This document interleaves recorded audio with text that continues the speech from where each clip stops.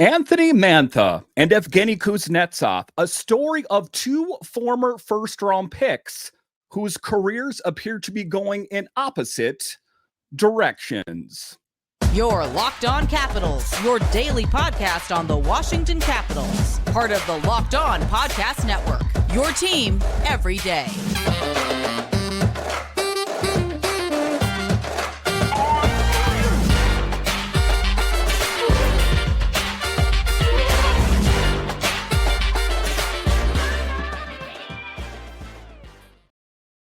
Well, hello and welcome into this edition of Locked On Capitals.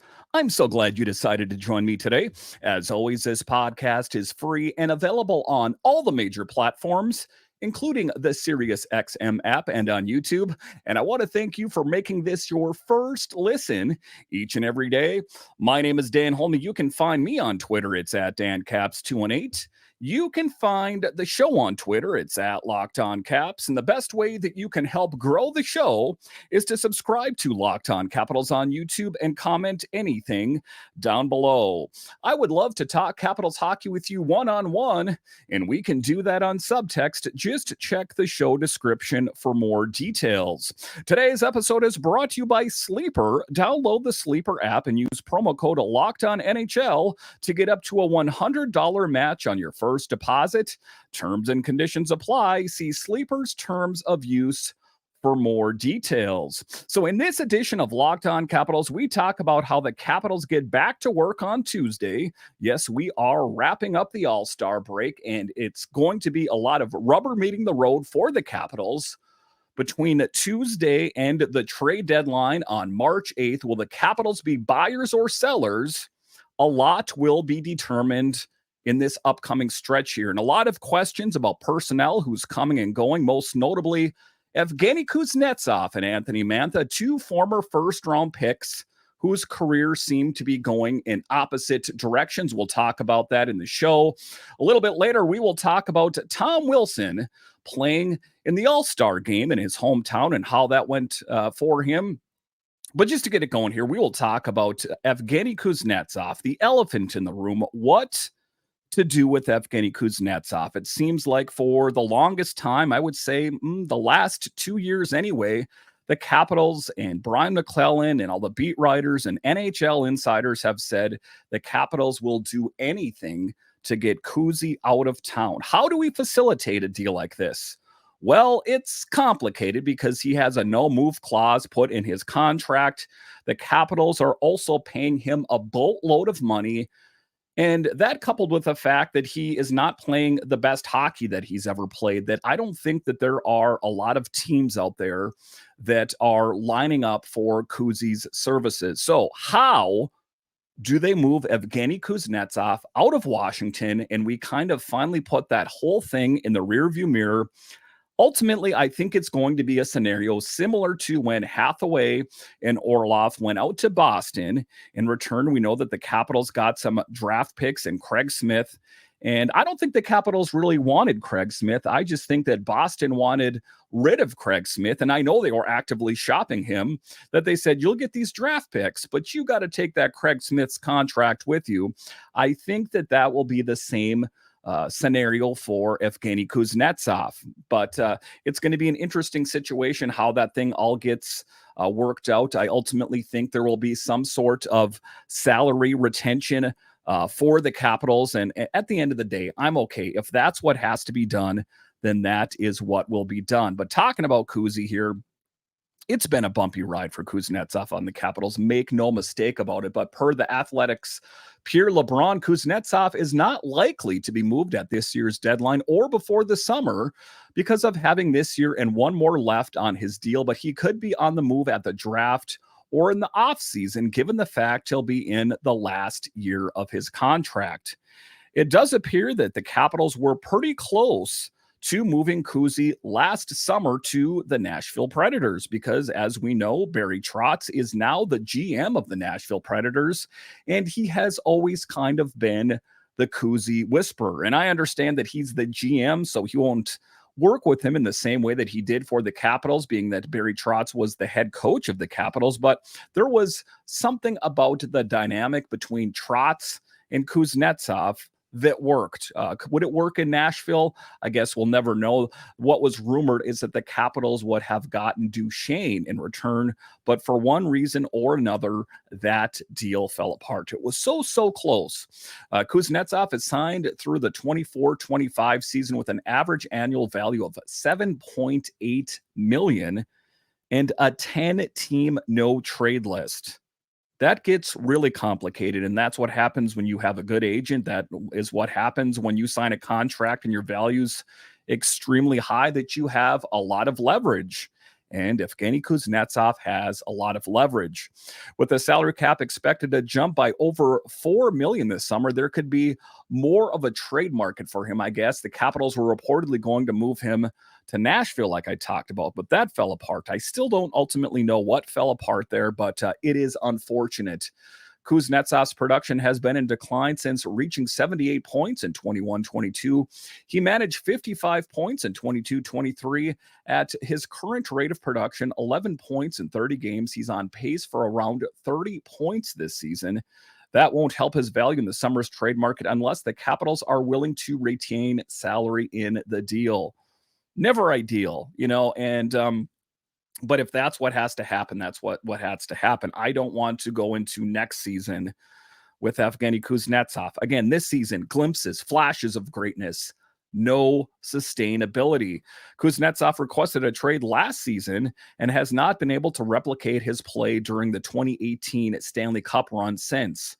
We all know how great he played back then, with an exception of an impressive 21-22 campaign where he had 24 goals. He was a healthy scratch on December 4th against the Arizona Coyotes. And we saw a re-engaged Evgeny Kuznetsov after that, much like I talked about. And if you're an everydayer of the show, I talked about it was a flame that flickered out in a hurry. I mean, he was very intense. He was getting a lot of production, and then it fell apart. Now, in the last game that the Capitals played, he was actually pretty engaged. But again, here, playing solid here, playing solid there, no sustained pressure, no sustained goal scoring, no sustained assists. I think that the Capitals had grand plans at one time of having him be the top line center of the team. He has done that before, but his play hasn't necessarily dictated that he is going to be staying on that top line. But if we want to take a look back at him historically, they're talking about the 21-22 season. In particular, you take a look in 41 games played, in 79 games played, 24 goals, 54 assists. Not too bad. So let's just kind of rewind time a little bit. We're talking about this season. In 43 games played, 6 goals, 11 assists. Last season, 81 games, 12 goals, 43 assists. And then kind of that higher water mark here recently in 21-22 in 79 games, 24 goals, 54 assists. But then, as you go before that, it's been up and it's been down. In 15-16, he had 20 goals. In 17-18, he had 27 goals. 18-19, 21. So he has been up and down, but not ultimately as advertised. I'm not here to diminish what he did, of course, in the Capitals Cup run and all that, that he did there. And he's had some great seasons between the year he first made it to the Capitals and where we are currently, but it hasn't been what we had hoped for. Before Evgeny Kuznetsov joined this team, there was all this rumblings, and people were so hyped that this really great Russian player over playing in the KHL will be joining the Capitals at some point. And when he comes here, wow, it's going to be a great moment. And we've seen a little bit of that, but we haven't seen nearly what I think the Capitals were looking for, what I was looking for, what you fans were looking for, is that top tier center, a first line center, or a great line second line center. He just has not lived up to that. At times he has, but I mean, it's a league of what have you done for me lately, and Kuzi has been inconsistent. My hope is that they find a way to move him in the offseason, if that's what it is, or sooner. I mean, I'm not going to hold my breath that it's going to happen at the trade deadline, but again, if there is a scenario that he is dealt, it's a team that sees something in his game that the Capitals don't see. And if the Capitals are willing to retain some of his salary, if they're willing to bundle maybe a top player with him, potentially a player down in Hershey, something of that nature, a sweetener to help grease the wheels to get Evgeny Kuznetsov out of the district. That is the long-term hope for Evgeny Kuznetsov. Thank you for your contributions. You've done some great things on this team at times, and at other times have been not so great. We want to see what is behind door number 2. All right, so coming up here after the break, we will talk about another player, another first-round pick for Anthony Mantha. Last season, the Capitals wanted to do anything to get him out of town, but he's been playing much better this year. What do the Capitals do with Anthony Mantha? I'll discuss coming up.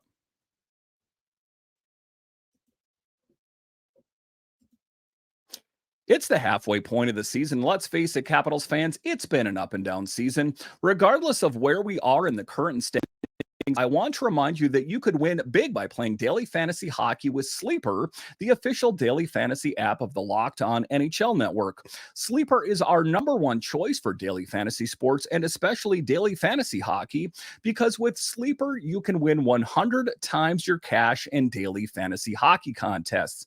And guys, let me tell you something. Before I found Sleeper, I wasn't the kind of guy that was really into fantasy sports. But now let me tell you, I love it. To win a 100 times bet on Sleeper, you need to correctly predict the outcome of 8 player stats. You heard me, Capitals fans. You can win 100 times your money playing daily fantasy hockey with Sleeper. So start paying attention and nail your picks so you can start winning big. Use promo code LOCKEDONNHL and you'll get up to a $100 match on your first deposit. Terms and conditions apply. That's code LOCKEDONNHL. See Sleeper's terms of use for details and locational availability.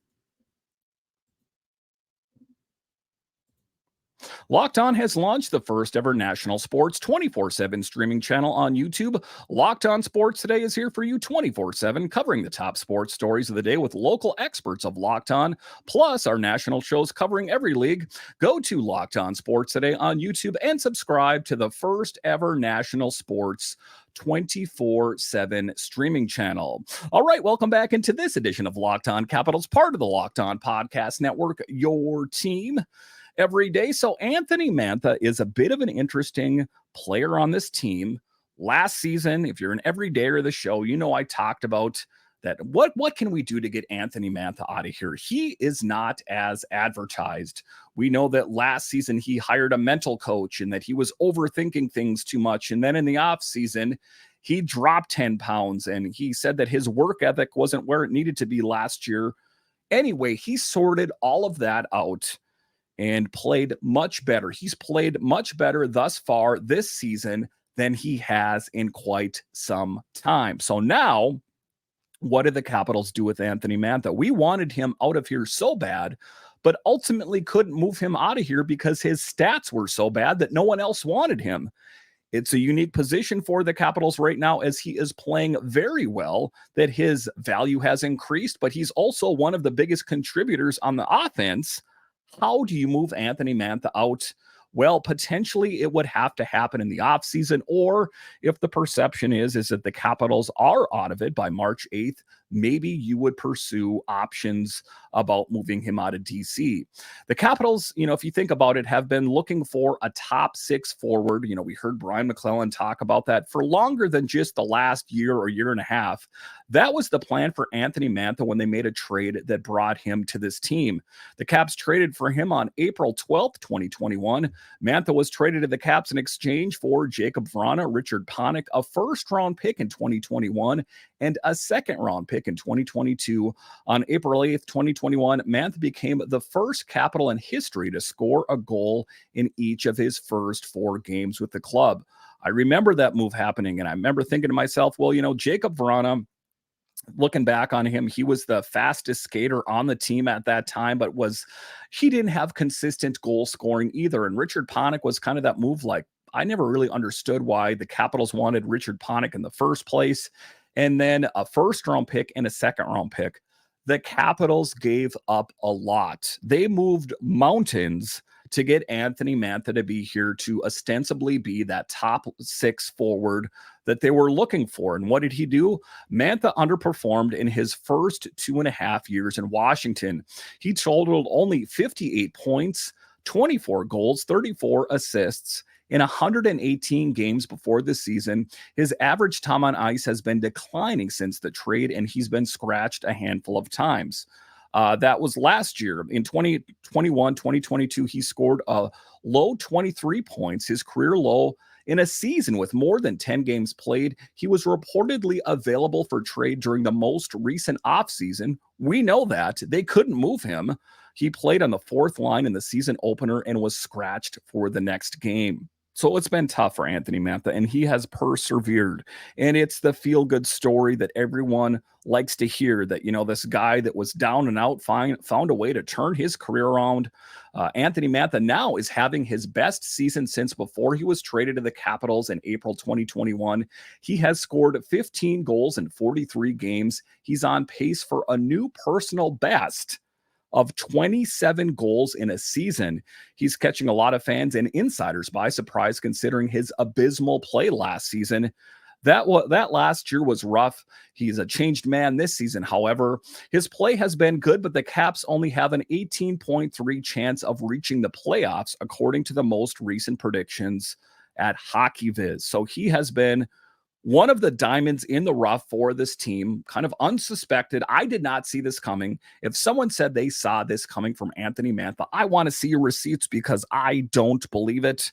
Some people said that, his systems didn't necessarily work with Peter Laviolette's systems, and that's why. And then Spencer Carberry was able to get more out of him. And part of that might be true, but I also think that, him playing well also built his confidence. That was one of the things that affected Anthony Mantha last season, was his confidence. And he was projecting failure.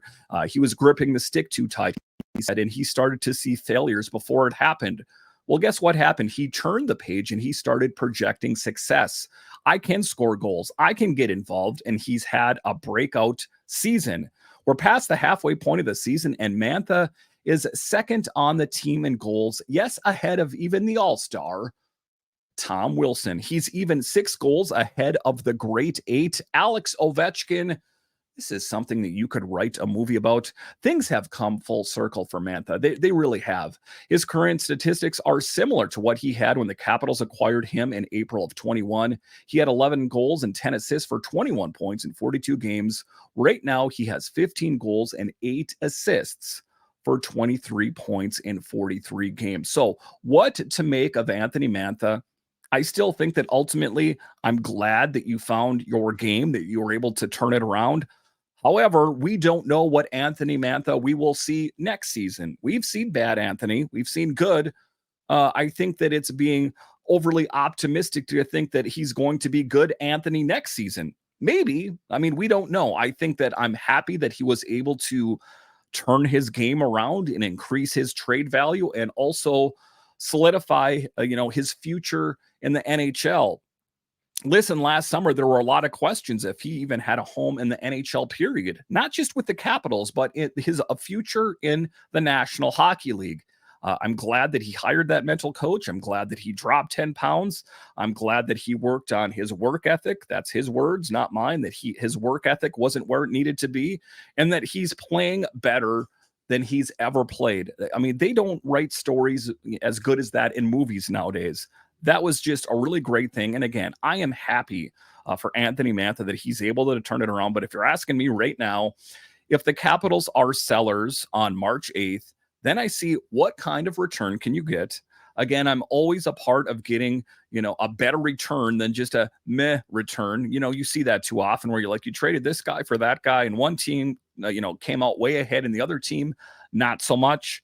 I don't want that to be the Capitals. I want them to move Anthony Mantha and potentially bundle him with someone else and get a really solid return.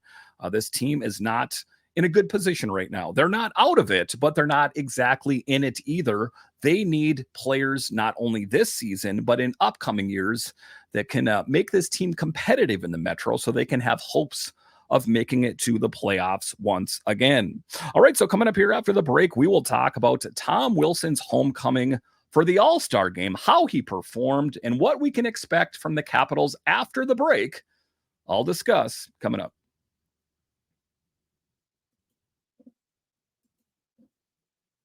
Happy Super Bowl to all who celebrate from FanDuel, America's #1 sportsbook. If you're like me, Super Bowl Sunday is all about scoring the best seat on the couch, grabbing your favorite football snacks, and placing some super bets. Now, listen, guys, my football team is no longer going to be playing in the playoffs or the Super Bowl, but I still have vested interest in this with FanDuel.